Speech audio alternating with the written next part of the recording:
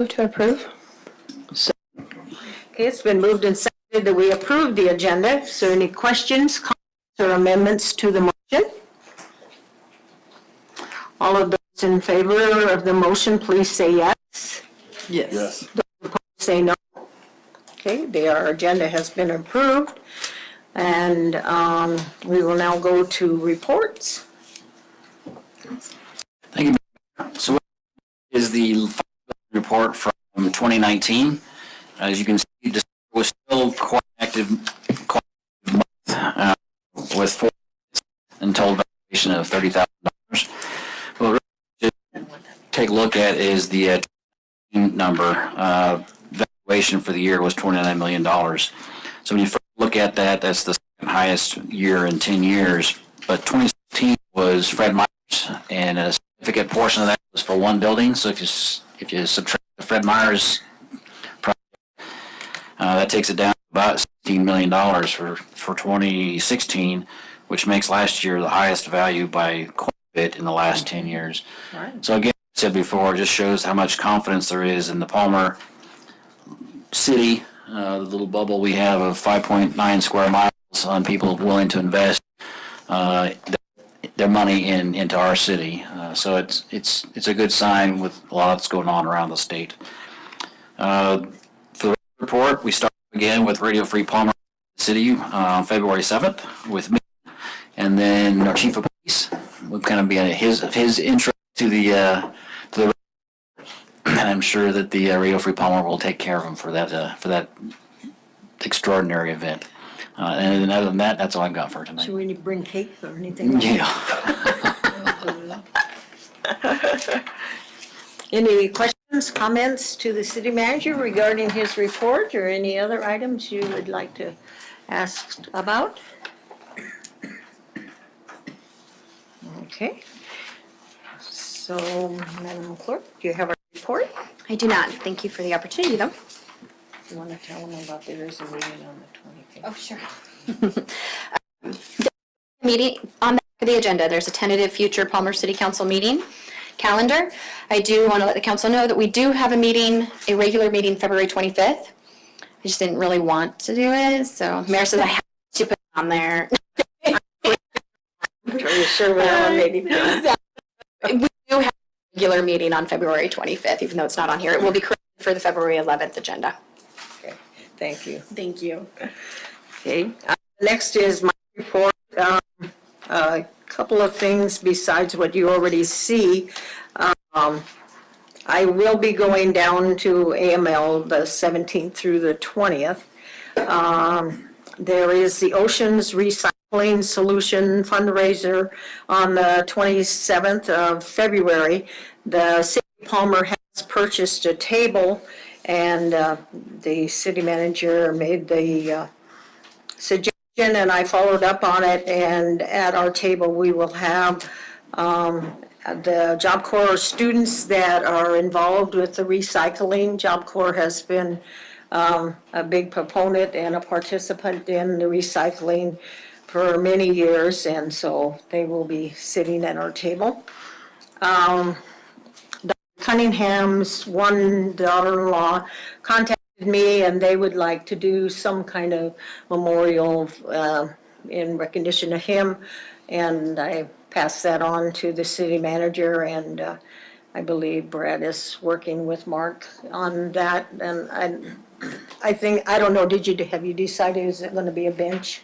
That's what they're leaning towards. Yeah, so you will probably see something like that coming up, and that's within the scope of our ordinance of what they, so I think they were interested in doing that. And then I wanted your input. One of the things we had discussed at the budget was a strategy meeting, and I wanted to see, I think with probably AML, February probably is not a good month, but I wanted to see what your feelings were, and I would ask the clerk also to reach out to the two absent council members so we can get their input. Did you want to do it on a Tuesday night, or did you want to plan like a Saturday afternoon or something? I mean, it would have to be an open meeting, probably right here in the chamber. Or what were you thinking? Councilwoman Combs? Thank you, Madam Mayor. We were talking about a half day, kind of like a retreat style. I think it's something we can complete in just an hour or two, so I'd like to consider doing it like on a weekend during the day, and then make sure that it's a time when Councilman Best can come back from Juneau to attend. I think it's really important that we're all here in person. Okay, so we'll ask the clerk then to reach out to him and see. Are there certain Saturdays in either March or April when some of you, and you don't need to answer now, but maybe in the next week, 10 days, if you would pass along to the clerk, certain Saturdays, mornings or afternoons that you have conflicts? And if you wouldn't mind, Madam Clerk, to compile that and then come back to us with an idea. City manager says, do we have 4 options for facilitators? And so once we decide maybe on 2 dates, so, and then he could pass that on, and so we're thinking about like what, 3-4 hours? Is that what you're thinking about? Okay. So, yeah, so if you'll pass that along and then we can go from there. Because as you said, Councilwoman Combs, it'd be nice to have everybody here as much as possible. So I think that's all that I have. Oh, just a minute, sorry. I received this thank you for the bonus that we did, and so I'll just pass this on and then we'll give it to the clerk to put in the record, so you can all see that. And, yep, The mayor, everyone got it. everybody did get it? Yeah, Okay. sorry, So that's you right, need did. one for the file? No, okay. Got it. Okay. Okay, I didn't know for sure, so, Yeah, that's true, I forgot. yeah, They did provide it to everyone. I don't know, so I'll share whatever I You don't go nosing through everyone's box. You forgot that part. Their mail to me. I Them, yeah. Councilwoman Burrick. Thank you, Madam Mayor. For that work meeting, do we need to have a facilitator, or is that something that we do? So that's something that we would need to procure in advance too? Okay. I think that was my understanding, that what we discussed was that we wanted somebody, would help keep us on track and maybe give us ideas of, or whatever. I don't know, what was am I wrong? What's the rest of the council's? Well, that was it would be a facilitated conversation. You said the manager, you have 4 people. Go ahead, sir. I have 4 different facilitators. My intent was to get a date from the council and then solicit Perfect. proposals from those 4, and depending on what that looks like, either come back to council to choose or select one if only one's available before. Thank you. Okay, all right. All right. Any other things on that? Everybody's okay with facilitator? Okay, all right. Okay, any other questions regarding anything on the mayor's report? Okay. Okay, city attorney's report? No report, Madam Mayor, thank you so much. Okay, thank you. Okay, the next item on our agenda is audience participation. Anyone in the audience is welcome to address the council. 3 minutes if you're representing yourself, 5 minutes if you're representing a group. Audience participation is now open. Thank you, Madam Mayor. 2 to address today. The first,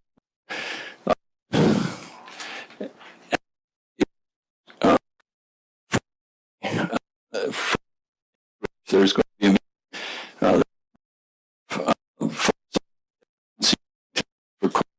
it's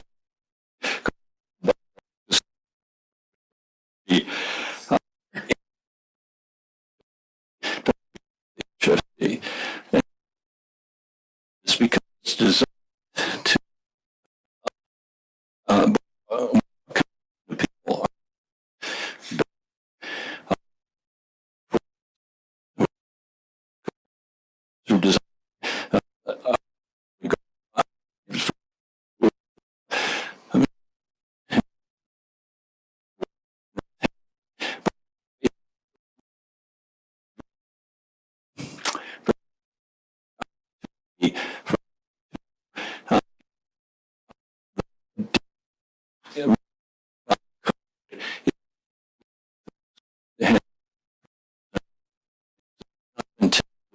construction.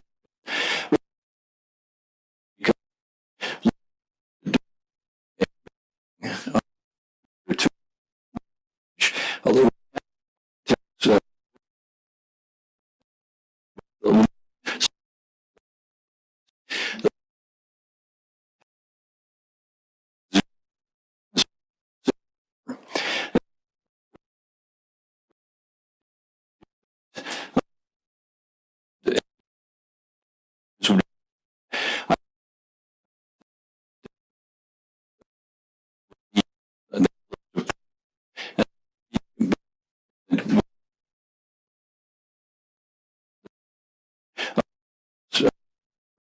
in I,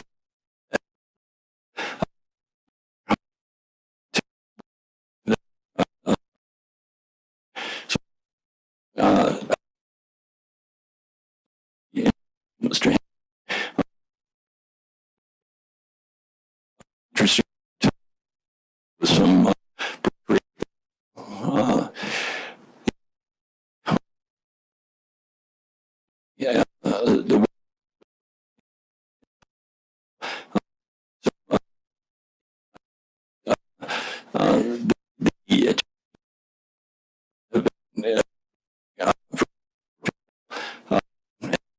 the short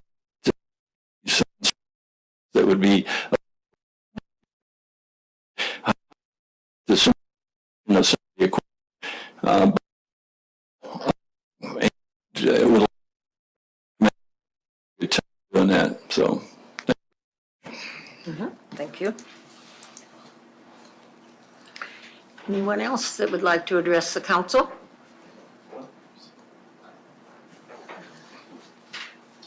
Seeing no one else, I will close audience participation. The next item on our agenda is new business. The first item of new business is Resolution 20-008, approving the alternative allocation method for distribution of the fiscal year 20 Shared Fisheries Business Tax Program in FMA 14 Cook Inlet area. What's the wishes of the council? Move to approve. Okay, it's been moved and seconded that we approve Resolution 20-008. Questions, comments, discussion, amendments to the motion by the council? All those in favor of approving Resolution 20-008, please say yes. Yes. Those opposed say no. Okay, Resolution 20-008 has been approved. The next item is Action Memorandum 20-006, selecting the Golden Heart Lifetime Achievement Award recipients. And I didn't see where we had any of the, we have 3 nominations here, and do we have 4? Who is the other? Gary Wolf. Oh, yes.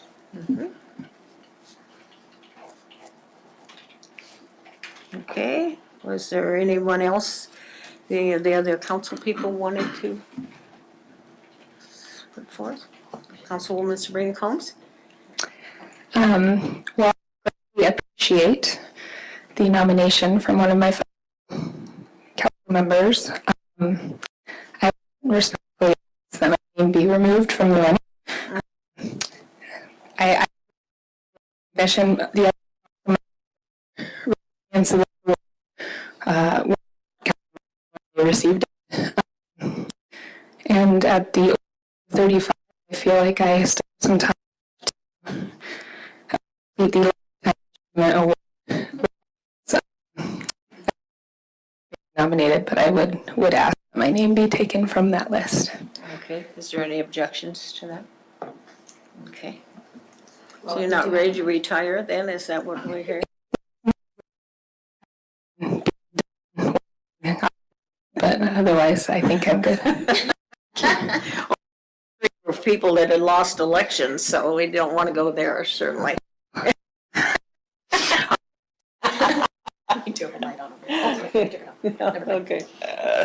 Okay. So do we have 3 names? Any additional other names from anybody? Okay. Madam Mayor. Correct? Yes. And I'm sorry, It's okay. but it's Hills is the correct, that's who we're talking about. We are. And he is a worthy recipient, so thank you. Okay. Now, do you just need a motion, or it just enters the record this way, or Yeah. what's your recommendation? The recommendation, as we did last year, is we made, we made the motion to select Award all this. award them, to approve action memorandum number 20-006, awarding the Golden Heart Lifetime Achievement Award to the these three three nominated. Okay. All right. Okay. And I don't want to hear duly noted people. Or not duly noted, like, as stated. Say the motion. All righty. So can I have a motion to that effect? If somebody wants. I move that we approve memorandum 20-06, Alex Hills and Gary Wolf as recipients of the Golden Heart Lifetime Achievement Award. Is there a second? Okay. It's been moved and seconded that those three people will be selected for the Golden Heart 2020 Award. Discussion, comments, amendments to the motion? Okay. All of those in favor, please say yes. Yes. Those opposed say no. Okay, those three people have been selected. Next item is, does anybody have any objections to putting the next three items together, or would you prefer to vote on them individually? Put them together. Okay.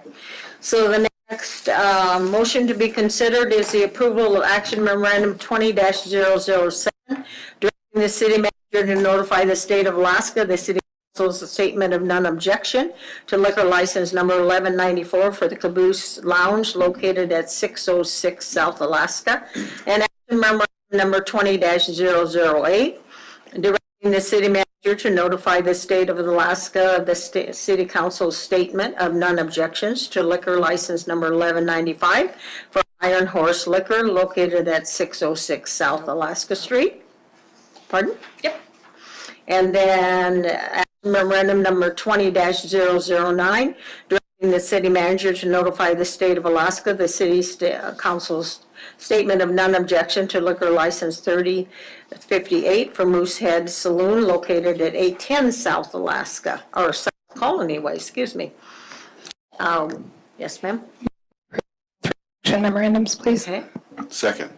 Okay. It's been moved and seconded that we approve all three of those action memorandums regarding liquor licenses. Questions, comments, discussion, any amendments to the motion? Just for the record, just asking if there's been any other comments that have been received since this was published. Okay, Madam Clerk? I have not received anything. I am not aware of the city manager. Okay, all right, thank you.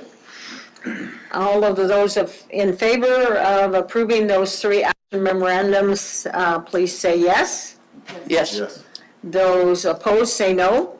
The yeses have it, and all three action memorandums are approved. The next item is information memorandum number 20-002, Committee of the Whole for discussion on general election matters, and action may be taken by the council following the Committee of the Whole.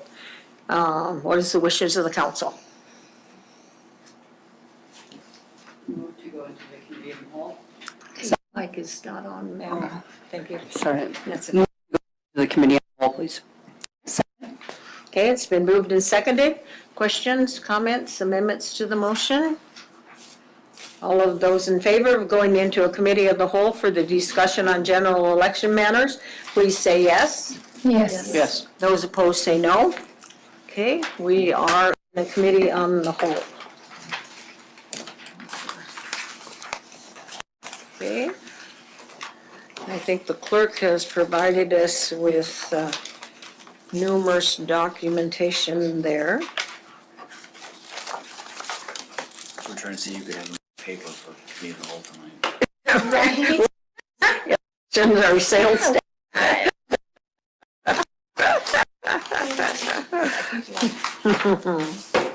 Okay, So on the back page on page 42, she has given us the history of the term limit legislation, the designated seats.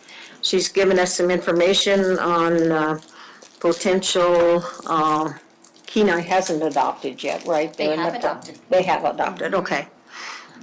They have not gone, no. They have not haven't conducted implemented it, That's okay. right. That's Yeah. correct. They have not implemented it, but they have. On the vote by mail, and then, and if the clerk will check to be sure that I'm right, on number 1, the summary of statements and background, the candidate's residency, the conflict between the charter and the code. The charter says that the candidate has to be a resident a year by the filing date, which is in July, right? And the code says they just have to be a resident of the city of Palmer a year by election time, which would be October. And so, do we want to go ahead and talk a little bit about that, Councilwoman Sabrina Combs? Sure. So, we go to the people then, since we can't change the code? If the charter would require a vote of the people, Just change the code. we could change the code by a council action and public hearing. That seems So- to make the most financial Everybody, sense. okay. So, when we come out, then we can just give that direction to the, Fast. yeah. We just, Yeah. Okay. and then the next thing she has is term limits. Discussion, Me? Council, Ms. Rickles? I'll just do it tonight.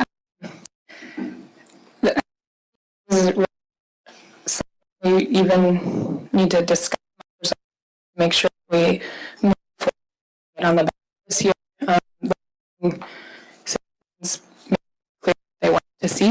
I think that's best that we adopt that and make sure on this year's ballot. Okay. Further discussion or comments? Madam Mayor, Uh-huh. we need to go to the voters, I guess the question would be, verbiage. I guess we need to make some decisions about just the verbiage to how consecutive terms, maybe, I don't recall if there was a lifetime kind of, I don't recall if that limit was there. They had to sit out a year. Total limit? No, uh-uh. Okay. It wasn't like you could only serve 3 years for, whatever. Councilwoman Brewer? In the historical ordinances, did one was for 2 3-year terms and one was for 3-year terms, is that correct? I think both Historically. items have come before the council Yeah, previously. okay. And The most recent one, the advisory vote, I think, was for, or did, it was just, for nothing, It- just open. right, but what we had previously discussed in the summer prior, Carrington and Fuller had brought up, I believe it was 3-year terms, do you remember? It's ordinance 1911 in your packet. Yeah, that's the ordinance that's there. It's 3, page 52. 52, thank you. Yeah, there it is. I'll get it loaded on the screen too. And I think it was for 3 terms, correctly. This one was for 2 3. consecutive full terms without a break in service for at least 1 full year. No member of the council shall serve for more than 4 consecutive terms as the mayor and a council member. So without a break in service for at least 1 full year. So it was up to the council, or up to that member, on how they wanted to break up that 4 consecutive terms. But it did allow for 4, which in short, that historically, when we had this come before the council, that was because historically, the council members have been serving 2 council seats. And then if they won the election as mayor, they were served as 2 mayor seats. So that's where that 4 number came from. So that was the ordinance that came before the council this last summer. Then you have the other resolutions that are in your packet that provide even some other alternatives. Right, there was the one where it didn't matter whether you'd served on the council or not, you were still eligible to run for mayor. Right, right, There were lots, right, yeah. right, yeah. So. Yeah. Madam Mayor? Councilman Velez? Be in favor of basically the terminology and the way it was laid out in that ordinance number 19-011, which was brought up just last year. Yeah, go ahead. I do want to point out that this will, as the mayor had stated, will come before the council in a public session and a public hearing. So there will be room for this to be discussed and massaged more. What tonight is, kind of like what you just provided, Councilmember Valerius, is let's take ordinance 1911 and let's put that forward into the public hearing so then we can massage it more. Or talk about that here in the council committee of the whole. So I want to reiterate, as the mayor had stated, that this tonight isn't the final decision. We will be bringing forward a resolution. By the way, this will not be an ordinance. This is a resolution that will put a measure on the ballot for our October 6th election. So it will be a public hearing, but it will be one public hearing unless the council decides to hold additional public hearings. But there will be no introduction, as an ordinance normally is held. Okay, all righty. Which one of you? Okay, okay. Ladies first. Yes, go ahead. So, this ordinance, the clerk and I worked on pretty diligently to come up with this because there's a number of options and subsets when you start really attempting to implement and apply this language. So the language that you choose to go into the term limits, assuming you proceed with the term limit issue, needs to be very carefully considered, and it needs to be very thoughtfully analyzed to see if it actually operates in the context of how the Palmer City Council is structured. Because you have a mayor who's a council member, and so that's another issue that needs to go into the mix. And that's what the language that Councilmember Valerius mentioned she was interested in working on. That's how that package of language was structured. Because we had several and we'd look at it and say, okay, well, how is this going to work? And you start applying it in the real world and you want to make sure it works. Because it could be a big mess at election time if it doesn't. Right, right, yeah, right. So, and I guess the thing that I wanted to say, not only on this issue, but any issue, I would like to hear the full council's input before we have a ordinance come before us. So, but, you know, I don't want to stifle discussion tonight, but, you know, so, Councilman Carrington? I think it was this last summer when I was trying to research about term limits, and if my memory serves me, I think it was the National League of Cities or another national organization like that actually talked about, I think they were recommending 8 years, a total of 8 years for terms, and I think part of it is they were looking at 2 and 4 year terms. 2 4-year terms. But I guess in considering that, I would be leaning more towards like the 3 consecutive terms in my mind, to kind of be closer to that. Madam Mayor? Yeah, Not that we follow Anchorage precisely, but Anchorage does have the three-year terms for council members. So they have a total of 9 years. Although Dick Traney has served on the council for a long time. He's done a good job. yeah. So any further let me get back here to my cheat sheet here with the items that you had listed there. I don't know.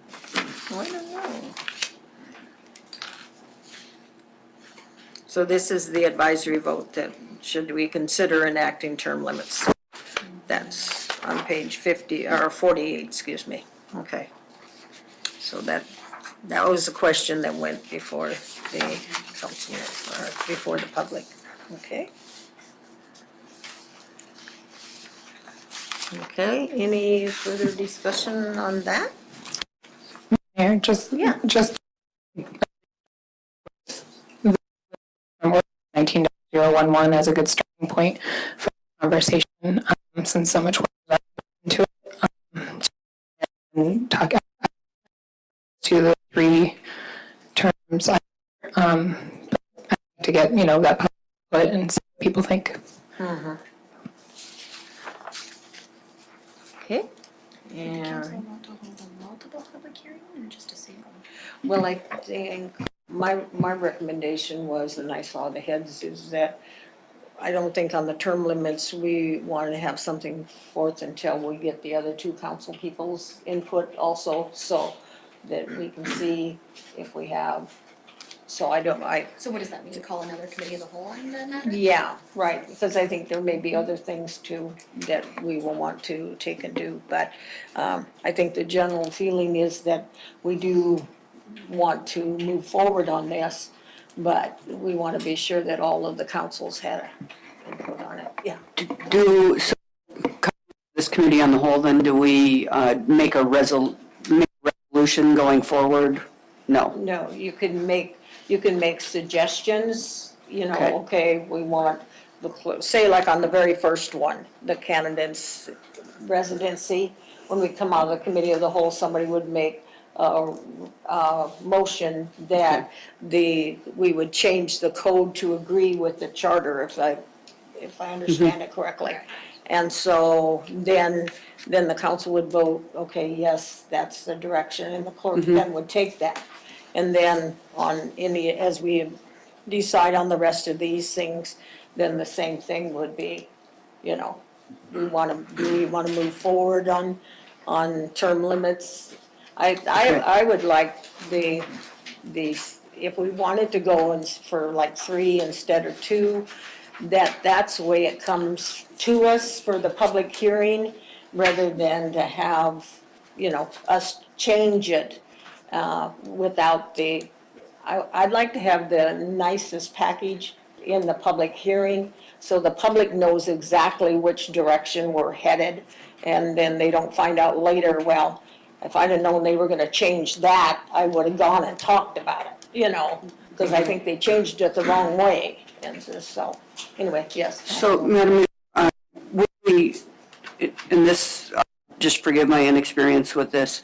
So going forward, we want to present this in a public, in a public hearing. So we already needed to decide that we want to move forward with the 2 terms versus 3 terms. That's not something we would. We'd still decide that night if that's what we wanted to do. Okay. But we would try to have it as close as what we've come to, and, council people can change their mind and, whatever. Or the public may come and say, we only want you to do 1 or 4 or Okay. something, so, yeah. When it would go to vote again, we'll just have, it will be terms. It wouldn't be a choice Right. of. Right, yeah. Thank you. Yeah, first, I think it needs to be definite when it goes for advertisement and things like that, yeah. Yeah, a couple of things. I think that's a good aspiration to go for, but you can't amend it on the floor. Right. If it comes forward, whatever the package is.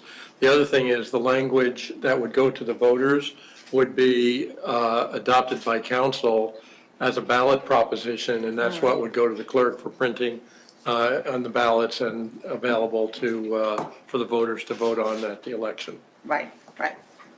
Because Madam it's, no matter what we decide, 1, 2, 3, or 10, that it's a charter change, so that has to go to the vote of the people. It's not something we can change ourselves. Right. Yeah, Which Councilwoman is Burber. unfortunate that we didn't do that last year. Well, the advisory vote, it wouldn't make any difference.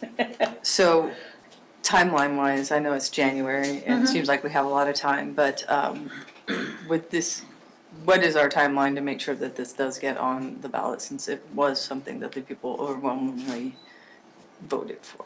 Think like the 1st of August, right, for that. Yeah. I think the beginning part of August is a timeline. Yeah, go ahead. Yeah, thank you. So the beginning of August is the absolute deadline. I think with the discussion that we had at our last meeting, knowing, well, in some discussions, we probably will have other matters coming before the council that will be discussed for ballot. That this be taken care of sooner than later. So if that is the plan to go into committee of the whole, to continue that committee of the whole into probably the second meeting in February or the first meeting in March. Okay. So that we can continue to get this rolling, because as we've done in the past historically, is we've always held 2 public hearings Right. on our ballot measures. Not that we had to, but we have.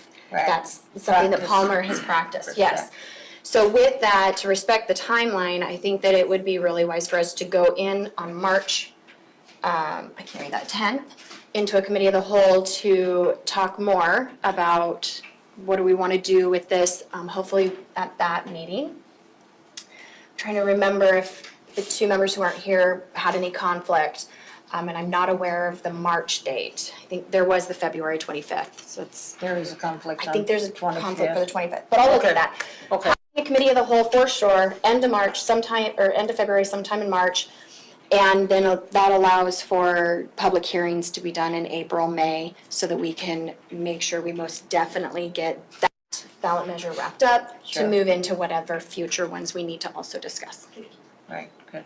Yeah, and we probably, and I know that maybe this shouldn't be discussed in the committee of the whole, but when we come out under council comments, if there are some times that you know you may be missing some meetings, in February, March, or even April, be sure and, let the clerk know or tell us publicly. And I realize emergencies come up and schedules change, but because, as the clerk said, there may be other items we want to put on the ballot. And so in doing that, we will take and want to be sure and have everybody from the council's input. So if you just keep the clerk apprised of any ideas or known conflicts that you have, so. Thank you. Okay. Alrighty, further discussion on the term limits? So if I understand that direction as of right now, is that we're going to take the ordinance language, the 1911 ordinance, convert that into a resolution, because it has to be a resolution. And that is what will be presented in the next committee of the whole. Okay, and so I want to be sure I understand. So one member of the council serve more than 4 consecutive terms as the mayor and a council member without a break in service. I do have a problem with that, because I feel that people from the council should be able to move on into the mayor's position without, because it's definitely 2 different positions. So I do have a problem with that. I'm sorry, Madam Mayor. That though, does it?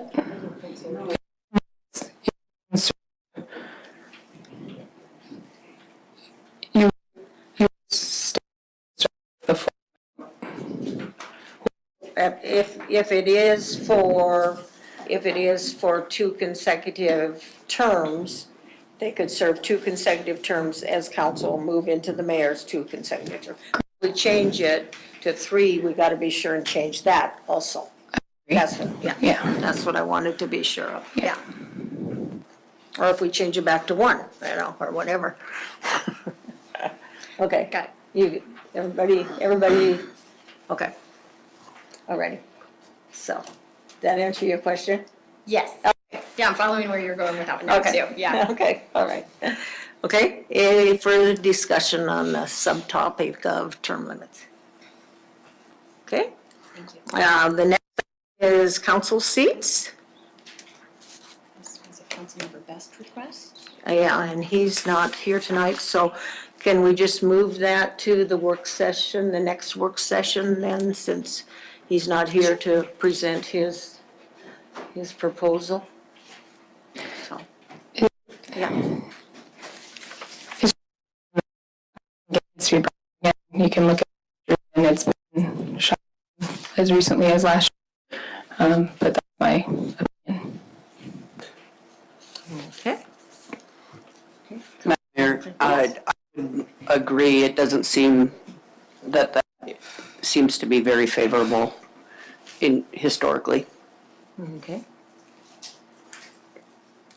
Well, I think it should be put on there so that our council, just out of respect for fellow council people, for them to be able to present their ideas and bring it forth, because council members do change their mind and so, anyway, so it will be on the agenda for our next committee of the whole. Okay, any further discussion on the council seats? Okay, election date. As you know, we have ours in October. The borough has gone to November.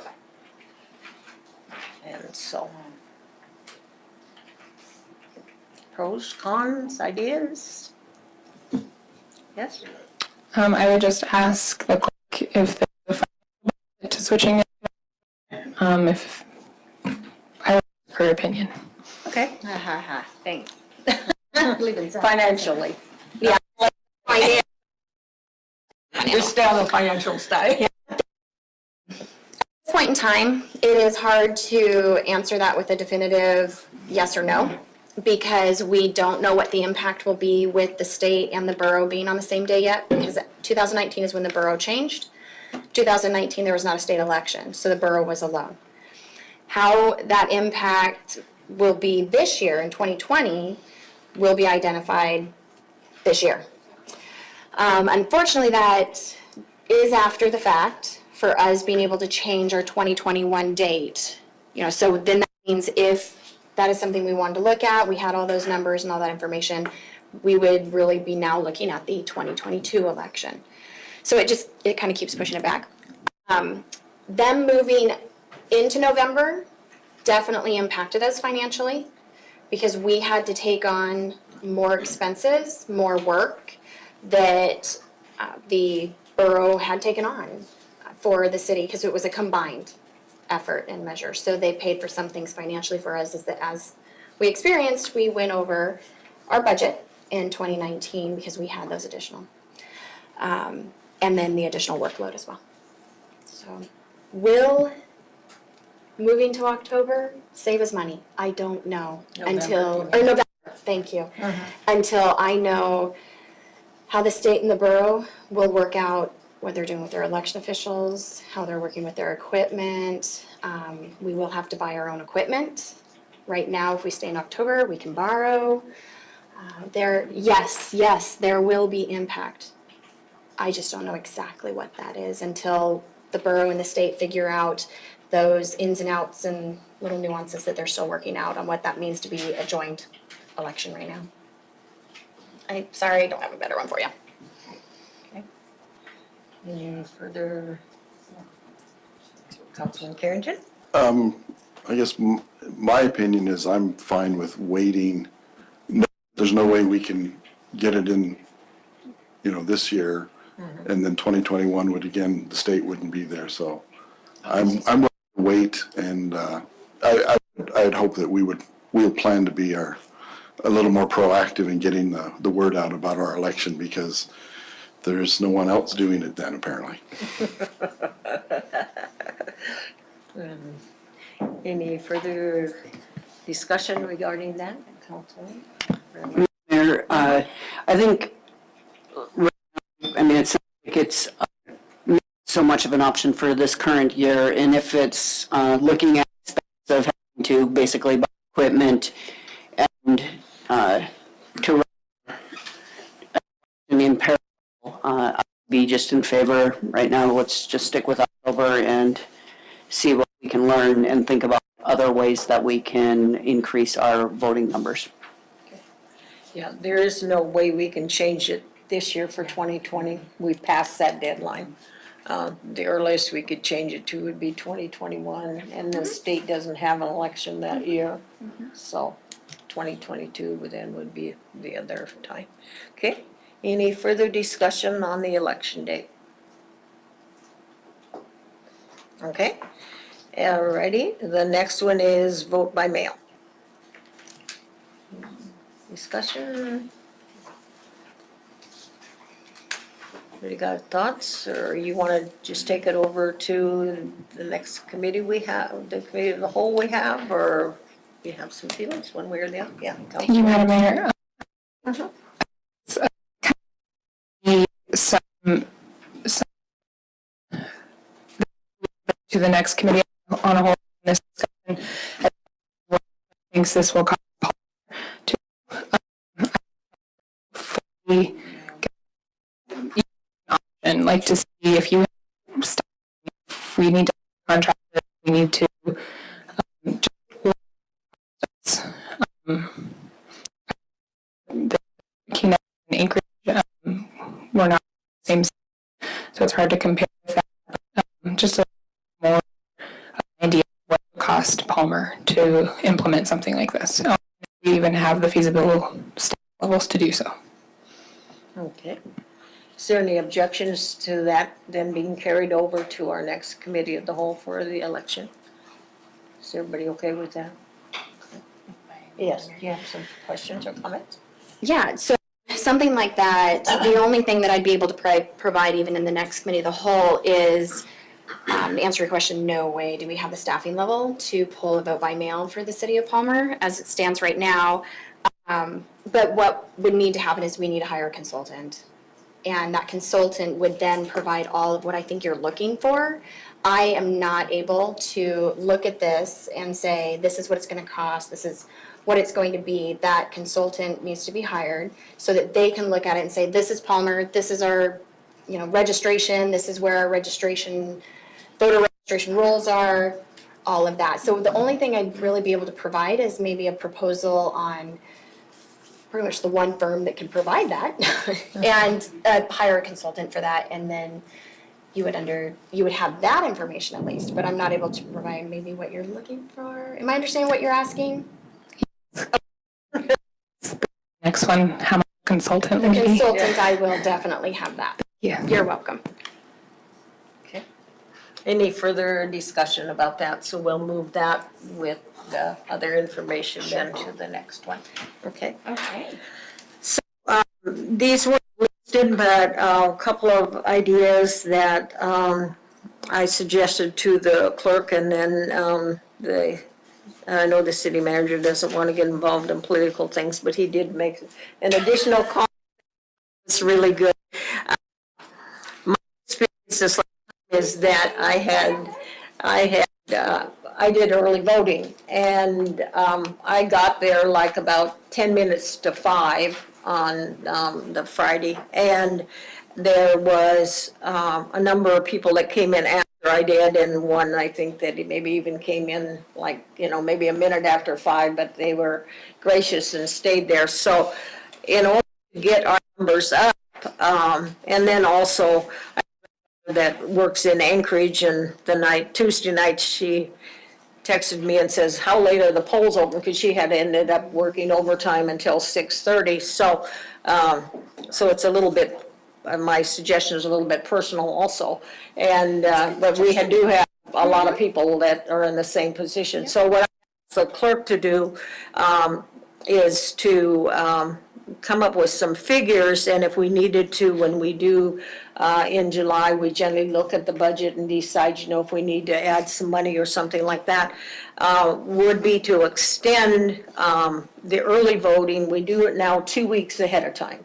And so either extend it all or at least 1 week of it till like maybe 7 o'clock at night, and then, or 8 o'clock even, and then the city manager brought up the idea, well, what about starting it at 7 o'clock in the morning? So, unless there's some extremes, saying, no, we don't want the clerk to do that, I'd ask the clerk to come up with some figures that, and maybe that last week, maybe the first week would just be 8 to 5. Maybe then the last week would be from 7 o'clock in the morning till 8 o'clock, and it would be just those 5 days a week. And then the clerk also brought up the idea that maybe one of those days of early voting, instead of being at the borough, would be maybe at the seniors, where is one of our precinct locations for voting. So if you have some ideas like that, even though they're not here, just to try to get, additional people and things, so, Councilwoman Valerius? Appreciate that. Like, I think whatever we can do, whether it is for some of those folks that do have different circumstances, like whether it is increasing our hours, obviously voting by mail would make that very simple too, but I really appreciate the idea of just making an expansion, or maybe even one day in that early vote would be a Saturday.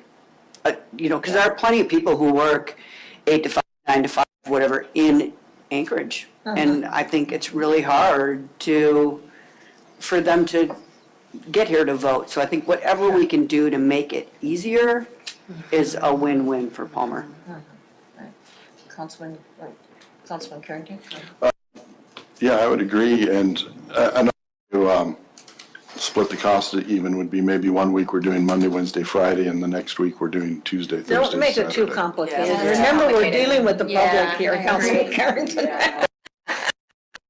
You discussed that too in the agenda setting meeting, and I said, I think, because somebody would say, well, they'd show up at 6 o'clock. Oh, that's right, it isn't on Thursday, it's on, I have to come back tomorrow or something, so, anyway. Go ahead. May? Yes. Thank you. uh-huh. During the early voting last year, I did already speak with the early voting officials because they are trained differently. They handle the ballots very differently. They process. So they are a different set of early voting officials, election officials. They agreed already to do Saturday. So that will be added for 2019, no matter what. So they will do that. I will definitely ask them about their evening and morning hours, because that's a really long day for them. So I like Sure. that. Well, maybe we can do some extra, the morning on just a couple of days or whatnot. So Right. at this point, I will also ask them, because it's great to have the hours, say we're gonna do them, but if I don't have the election officials, Right. I can't do it. Yeah, you probably end up having to do more training and some things like that. Yeah, hire and Absolutely right. recruit more So election I know officials, it's gonna be so. more money than what we probably budgeted, so. Exactly, Yeah. and thank you for recognizing that, because that would be probably some Right. additional and some more. So I do have it on my list to Good. talk to the two we have. They have already agreed to the Saturdays, so we know we will have that extended hour or day. And I've already talked to Matsu, or the senior center, I'm not sure what they're called now, is it Matsu Matthew Senior Center? Services, yeah, senior Yeah. services, I think. And they are open also for us to reserve the room a couple of days, the 2 weeks prior, to do an early voting there. Okay. So I do really welcome suggestions. We want to do what we can to get people to turn out. It's very Right. important, so Right. thank you very much for bringing that up. Councilwoman Valerius had hers on, but she turned it off. Let me see if she. And for the clerk, it may be worth just asking those election officials. They have a good idea, kind of when people show up, like, would it make sense to open at 7 o'clock in the morning? They might be like, we don't ever see anybody till 9. Like, so, it'd be worth getting their sense. I know those election officials, they volunteer and do this work all the time. Like, I don't know their names, but I know them. They know me. They have an idea, so I think it'd be worth asking, getting their opinion on it, and I think they'd appreciate having a bit of a voice too. Yeah. Well, I think especially like, say, on Tuesday, ask the ones that work on Tuesday, how many people they have, because the early voting people, they come at 8, so they wouldn't have any idea whether there'd been people wanting to come at 7 or not. But, maybe Yep. ask the regular ones that on Tuesday, okay, how many people do you have from 7 to 8? And, it's gonna take a little bit of some advertising too, to get this out to the public, and so we may have to, when she comes forth with the budget, maybe add some money for radio ads or something like that. And I think it would be a win-win for us, because I mean, we could say, you know, we want your input, we want you to vote. The city of Palmer is going to be extending this, you know, so we can have better citizen participation and stuff, so. Councilwoman Burbrick. I was just gonna agree that I think that in order for this, if we're gonna do this and put money towards this, in order for it to work, we need to couple it with media blast and social media blast. And it has to be Right. out there that you can, this opportunity is available for you, otherwise it's gonna be for naught. So I agree. Yeah, good. Okay, alrighty. Anybody else have anything other than what's listed? Any other ideas that you thought about or heard about, or anything that you think we should discuss, or There was something else, wasn't there? was there anything else? Did we have something else? Oh, we talked about the banner. That's something we talked about too. Go ahead. Something that we do, I've already looked at and called, last November and December, was getting a banner to put on the corner there on Colony Way By and the blinking Evergreen. light? Yep. So a banner that says, kind of generic, so we buy it one time, then we have it for every year, early voting now, election day today. So we will be pursuing that investment, because I really do believe that's an investment that a very affordable investment. One of the biggest turnouts we had for early voting was when we had the candidate on the corner down there. Not as much at this corner, but When you when had the candidates down there? when we had the That's candidates down interesting. here, we skyrocketed from being in the under double digits to into the high 20s. I think the highest we had was 28, or maybe it was 32, and it was that day. And even the election officials, we have only 2 early voting election officials. But Right. That's what we have that work the whole time. And they even said, they're like, we just got this rush from this time to this time. And I'm like, I'm gonna inquire. And sure enough, it was when that person had, or when that candidate or a couple candidates were out there waving signs. So that really made a big difference, was Good. the proactive sign waving that the candidates had done this last year. And that's no advertisement on us. Just to say. But anyway, so because of that, it was in that corner, that's why I thought that banner would be a really good Excellent. investment. I think that's another good idea, so, So yeah. that for sure we will be doing. And sandwich board signs. Super inexpensive. It really was. Right, makes a difference, Mm-hmm. yeah. We, all of us are human, we need to be reminded, I mean, they tell you, you know, you need to talk to somebody 7 times about something, Yep.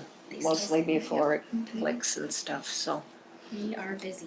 Any other ideas that we had talked about from any other kinds of things from the council that you think would increase voter participation? I know we had talked about the postcards at one time, you know, sending out a postcard. That might be maybe something you might get a cost on. Madam Mayor? Do you already know that figure?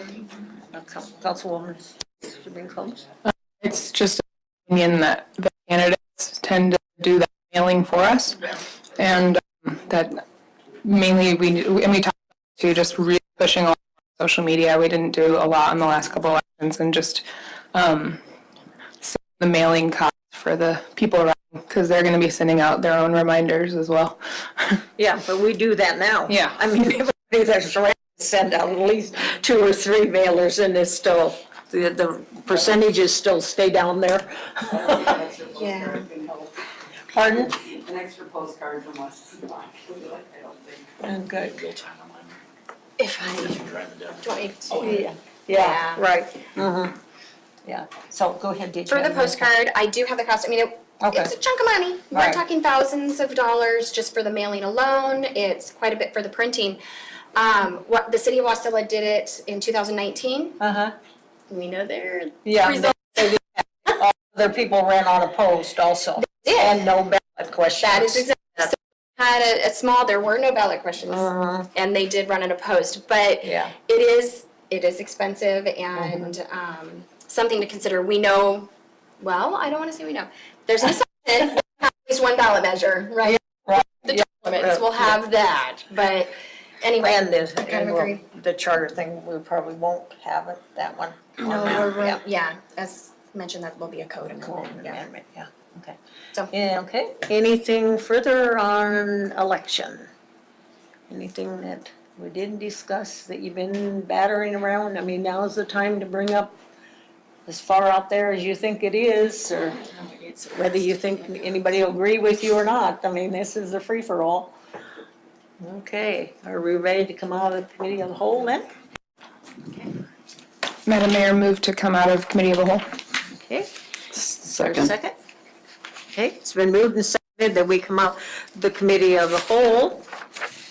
Discussion, amendments to the motion, questions? All those in favor of coming out of the committee on the whole for the discussion for the general election matters, please say yes. Yes. Those opposed say no. Okay, we are out of the committee of the whole.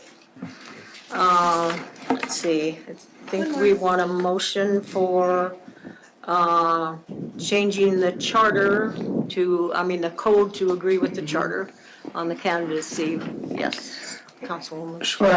Madam Mayor, move that we bring forth a change to the code on the candidate's residency to match the charter. Okay, is there a second? Second. Okay, discussion on the motion, amendment to the motion? Okay, all those in favor of that motion, please say yes. Yes. Those opposed, say no. Okay, that will come forth. And then I think it's a general consensus that all of you are going to fill the clerk in with any times in March or April that you're not going to be here. She's going to coordinate with the two missing council people to be sure that they can be in, and then set another date for committee of the whole for the election. Okay, Okay? Any objections to that? Is that what everybody's feeling is? Okay. thank you, Madam Mayor. Okay, alrighty. So the next item on the agenda is information memorandum number 20-003. And going to committee of the whole for discussion on the remote sales tax information from the Alaska Remote Sellers Sales Tax Commission. Is there a motion to go into committee of the whole? So moved. Second. Okay, it's been moved and seconded. We go in the committee of the whole. Discussion, amendments to the motion. All those in favor, please say yes. Yes. Those opposed say no. We are on the committee of the whole on the remote sales taxes. Anybody need a break or anything, or should we just plow through? I'm like, he just left, so. Alrighty, sir, the floor is yours. Thank you, Madam Mayor. This off and on, and the last resolution on the topic of remote sales tax was to become members of the commission. So we're members in good standing. Part of that resolution and agreement to be part of the commission was to adopt remote sales tax code that was put together by the commission within 120 days of the commission finalizing and approving that code.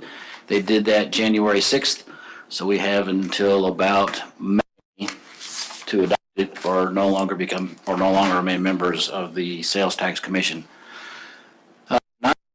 My intent was twofold. One was to get all the information and the proposed and the approved code in your hand so that you can read it. And the second piece is so that the public also can see it early. So then if we decide at the end of tonight to move forward with bringing this to the council for adoption, that, everybody's got at least one look at it before it comes to the council, and they can decide if they want to public hearing at some point in time in the future when we have if we have a final discussion. So, is recommended language for resolution of when we adopt this, if and when we move forward. Those are just whereases they recommend that we put in to our ordinance to adopt this. The minute is on page 93, and that's the actual code. And to move forward, we would have to basically adopt from page 93 to page 120 as is. And we, when I say we, myself and Gene, the big piece was to make sure that it was not too far from what we currently have in our sales tax code. And in general, it's pretty darn close, and that was for a lot of reasons. One, I think the council, when they adopted sales tax, when we put in that piece about mail order and having a physical, something in the city or delivered to the goods in the city, that really set us ahead of the game, more so than a lot of other communities. So we don't really have to change a lot. Having said that, there are some things that we'll need to make sure that it's a level playing field, because we've said all along, we're pursuing this so that the brick and mortars and remote sellers are on a level playing field. If we adopt this, then we have to apply these rules to our brick and mortar as well. So there are some changes that we'll have to go through, and if we pursue this, then we'll bring those forward. And really, those are in penalties, timelines that make sense for us to move forward anyway. We have a 30-day before you get your notice of delinquency. Well, this one has 15 days. Why not? Yeah. The max state, at the state level, they're in Title 29, it says, the max penalty you can charge, and we're not quite there with our city penalty. So again, making the playing field level. Some of the other things that come up are, there's a lot of definitions. I think there's 4 or 5 pages of definitions where our code has 2, if that. These make more sense. So as we go through, my recommendation is, if we pursue this, is that we adopt this with our own numbering system. Basically, it's another chapter. We're I forget what it is. 3.16. So this would be 3.17. But we move the definitions that are in this to the front so that we have one set of definitions. And then the piece that people have bantered back and forth is, well, if we adopt this, the exemptions, well, this doesn't have exemptions. This has definitions of exemptions. So if we say we're exempting nonprofits, the definition in here, it matches. There's a definition for senior exemption. Well, we don't have a senior exemption. This doesn't give one, but it has a definition for one. So because the definition doesn't mean that, it automatically applies to Palmer. Each jurisdiction has their own requirements. And that kind of leads me into the software that's behind all of this. So we got a demonstration of it. Excuse me. And click, if that's an unofficial term. We're going to pursue having that for our own brick and mortar reporting, online reporting. The council set aside some funding in the budget, and it looks like that will be enough to pursue this if they will talk to somebody of our size. And it really comes down to the number of transactions, the number of businesses. We think that they will discussion with us, and we make sure it's from this, but also they've already got our stuff built into it, so that wouldn't require additional work. However, AML paid for that work. AML might not like that, but I think as a municipality, they would allow us to kind of piggyback.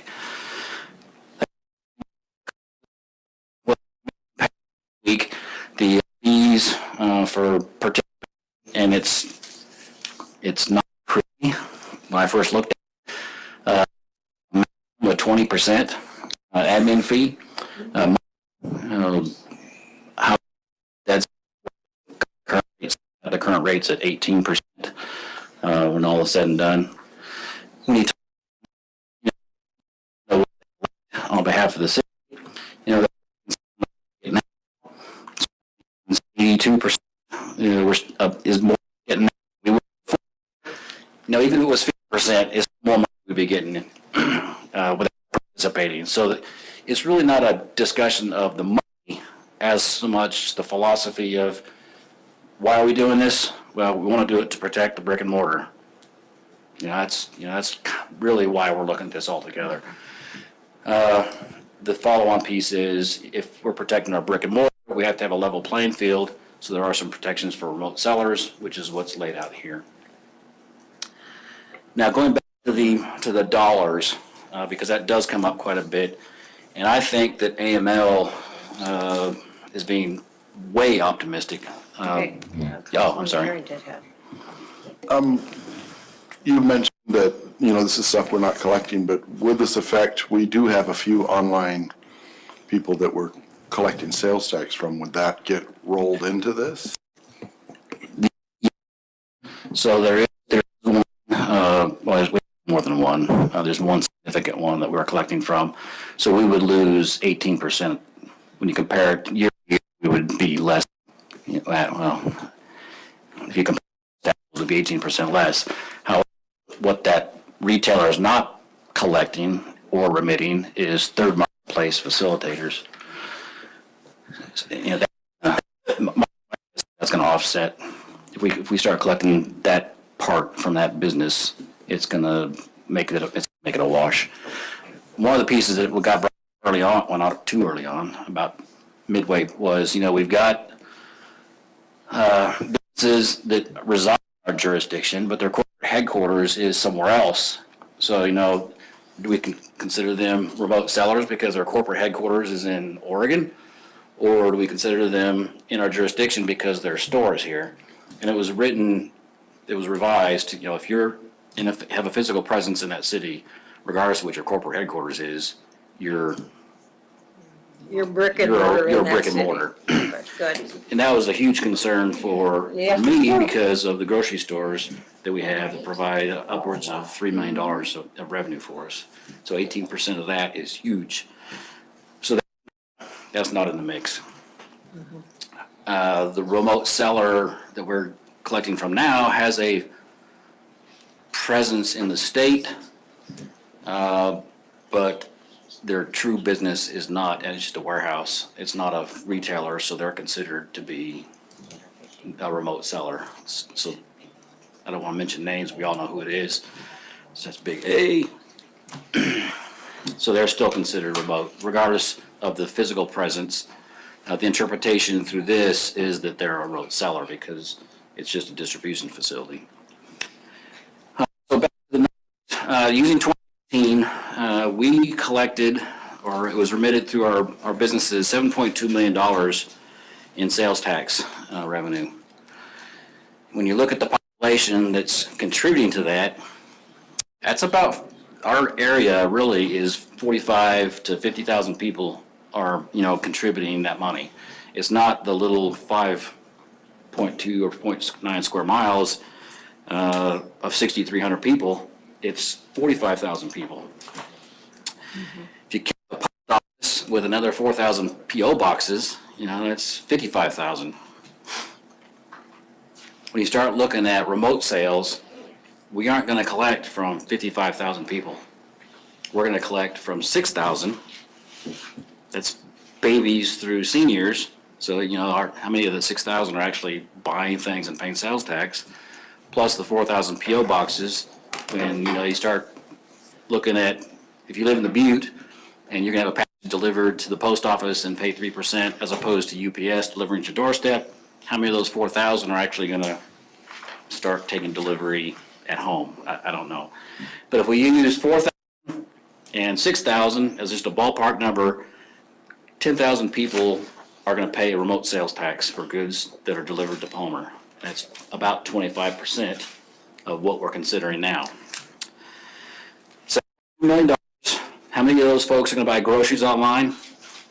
Probably a number that, is less than 100. So scratch $3.7 million from that 7.2. Bars, how many people are, we're collecting sales tax from restaurants and bars. You don't typically order online remotely from a remote seller for restaurant bars. That's $750,000. Utilities, it's $500,000. You don't get remote utilities, so scratch that. Auto repair, not too many places are fixing your car remotely. And then state fair is another, $200,000. So roughly $1.75 million is what we're getting, is what people are competing for on remote sales. If you take 25% of that, for those 25% of people that are buying stuff, it's about $437,000 maximum we might expect to see in remote sales tax generated. And that's about 6%. The AML commission projected 12% is what cities would see. And that would be, so double that, 800,000. I think that is probably way too high. Especially when we saw that one remote seller this year, it was less than $100,000 from that one remote seller. And they're not even collecting third marketplace stuff. So this isn't gonna be a big boom in my mind. It's gonna be good money. I mean, it's six figure, we're gonna see six figures in this. But it's not a multi-million-dollar prospect for the city. And I would venture to say that I don't think it's gonna be in the hundreds of millions, much less 50 million for the state, just because of how many people don't live in taxing jurisdictions. When we talk about the borough having 120,000 people, Right. maybe, if you count Wasilla, Houston, Palmer, maybe 40,000 at the highest end live in a taxing jurisdiction. That's 60,000 people who aren't paying sales tax unless they're going to a post office. And we've seen how the post office is going to lose business because they're too crowded. People are going to someplace other than the post office for their boxes. So I think it's going to be a huge impact, but it is going to help if we move this forward. So really, what I'm looking for you is guidance. Do we move this forward? And do I bring it to you as an ordinance to adopt? And then, of course, we'll have to modify our own sales tax. So it's really, it's a policy call, not really a financial call on the part of the council tonight. Okay, council comments? Let me ask you a question. Yes. So you said that we had to make a decision, I think, by May. So that means they're not gonna start the program then till after that? Or if we make a decision earlier, do they start collecting for us earlier? They will start collecting 30 days after we tell them we've adopted this Okay. ordinance. Okay, okay, There are other municipalities that have already, if they haven't adopted it, they are in the process. I mean, there were several, but I think Juneau and Kenai are probably adopting this now.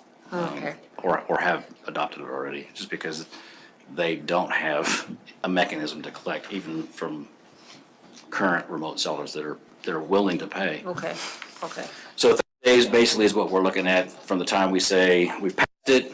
I send a copy of the ordinance to the commission. The software is already set up. They're expected to start collecting from those new municipalities that have already done this by late March, early April. So if we move forward, my timeline would be to get this to council for intro, February 25th, for public hearing, March 10th. 10th, I think we said. And then if there's another public hearing the following time, and then have this ready to go to the commission by the 1st of April, and we would start Okay. seeing collections in May. Okay, okay. Okay. Councilwoman Burbrick? Thank you, Madam Mayor. So I just want to kind of speak to this under two hats. One, as one of those businesses that are in that 25% of that are affected by online sales. It's huge for us. It is a very big thing that we compete against the internet for people shopping online for something that we provide here in town. And I know I know I'm not the only business, but I do want to speak for those businesses. This would be it would help level that playing field. Also, as a citizen, I find that paying this 3% tax is worth it for the services that we get. I don't mind it for the services that government can provide, and any amount that I would have to pay for online purchases that I make, I would be fine with that as well. So I would like to see us pursue this, and that's just, again, from a personal perspective, and speaking from the businesses that are affected by online sales. Are there any comments? I agree also with your timeline. I'm in favor of your timeline and bringing that forth and in support of it. So, I think the other piece is if there's sections of our current sales tax code that you think need to be changed, $1,000 cap go away potentially. I mean, things like that, now would be the time to strike, because we're not changing, if we decide to change that on down the line, it does make it easier on the remote sellers to, to not have to worry about those differences. That's, I mean, philosophically, that's a great thing to have, but how much does it apply to the business that you're talking about? Quite a bit. To the grocery stores, when are they at $1,000 in one stop? We don't sell TVs, we don't sell cars. Some repair jobs can get over $1,000 at Midas and Jinsky's, so those it would have an effect, but I don't know that we could ever do an analysis on what that would be to bring in more funds to the city, but that's just something to consider, that we do have that cap. It does curb some revenue to the city, but if there's discussion about, removing that, this would be the time to strike while we're adjusting sales tax code. I can't think of any others other than that one, because our exemptions are pretty tight. They're fair exemptions. I wouldn't want to add any more. There are some places that have exemptions for seniors, which, that's fine. But to manage that, it's a huge administrative burden. And then to do it online is even worse. If there's other things in the sales tax code, then by all means, shoot me a note and we can figure out how to get that done as we're going through this. Councilmembers Clubs? Yeah, speaking of that, being something to look at is how many engineering firms and architect firms we have in Palmer. And, when you have with them, I would say every single one's over $1,000. I mean, over the caps. Those are large jobs. I know we just put a bid out with architecture and it's $20,000. So I'm looking at that and categories to go like that. It's something we should look at. Okay. Councilmember Valeris? Madam Mayor, so with the cap, that is interesting, thinking about some of these potentially, significantly larger amounts of money. But I think also if part of our intent is to level the playing field for local businesses, when it is maybe a hard good here, having that cap in place actually potentially can provide advantage to buy locally versus online. So is that possible or not possible that way? No, you can't treat businesses differently based on their location. Yeah. It does make a difference, That cap really, it's, to use that analogy, shop locally, it would be compared to Wasilla, but theirs was 500. So, if we want to make it more attractive to shop in Palmer, then we make it 300. It's, But, why? yeah. Yeah, I mean, if we had 3 car dealerships in Palmer, then, I think that would maybe be something we would want to discuss further, but really, Well, there this isn't a lot. does apply, so one of the stipulations is you have to sell $100,000 worth of goods or so many items. I think it's 1,000 items or 100. If you sell 100 items in Alaska, then you're subject to remote sales tax. If you sell more than $100,000 worth of goods, then you're subject to remote sales tax. If you sell 5 cars at $30,000 a piece, I mean, now you're going to pay sales tax on the car. Right. Okay, now we've just limited it to, it's $30. Whereas, it's Yeah. Anchorage, you're not gonna pay anything. Wasilla, 500, and I think they're discussing the cap as well over there. We're gonna be subject to bigger ticket items than we have in the past.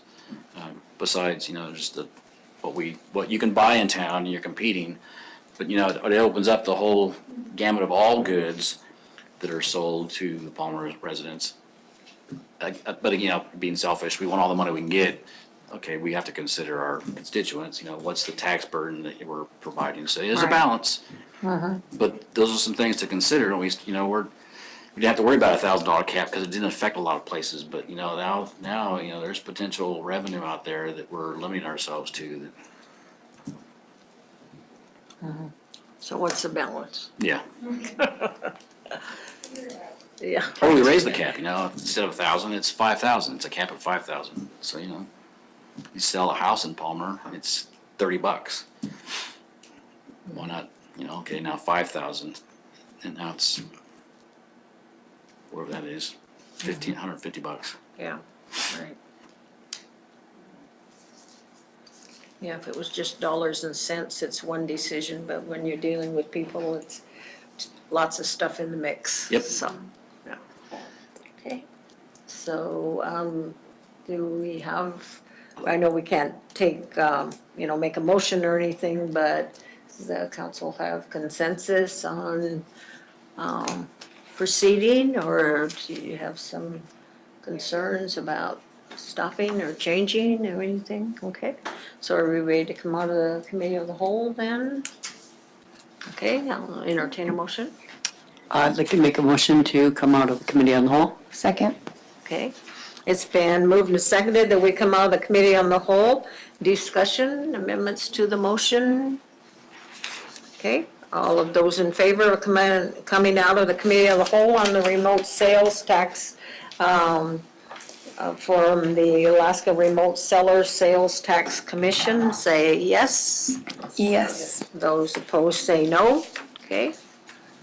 We are out of the committee of the whole. Does the council have any motions or suggestions to the city manager? We are asking him to proceed, is that correct? Madam Mayor, yes, I would ask that we have the city manager move forward and that he suggested. Okay. Is there any objections to that? No, I'd second that. Alrighty. So, I don't, is that Unanimous okay? We don't consent have, is fine. yeah, we don't Yeah, have for to have a direction. motion and that kind of stuff. Okay, all right.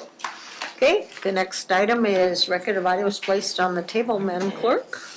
We do not have any additional items placed on the table tonight that were for discussion. Okay, so we'll now go into audience participation. Anyone in the audience is welcome to address the council. 3 minutes if you're representing yourself, 5 minutes if you're representing a group. Audience participation is now open. Seeing no one come forth, audience participation is now closed. We'll go into council comments. Councilwoman Berber, do you have some additional comments? I just have Sorry, one, did- yeah, I just have one additional comment. Did you want me to start at the other I end? used to being the first one to go. I try to mix it up. My favorites, I try to give everybody a first chance. Well, thank you.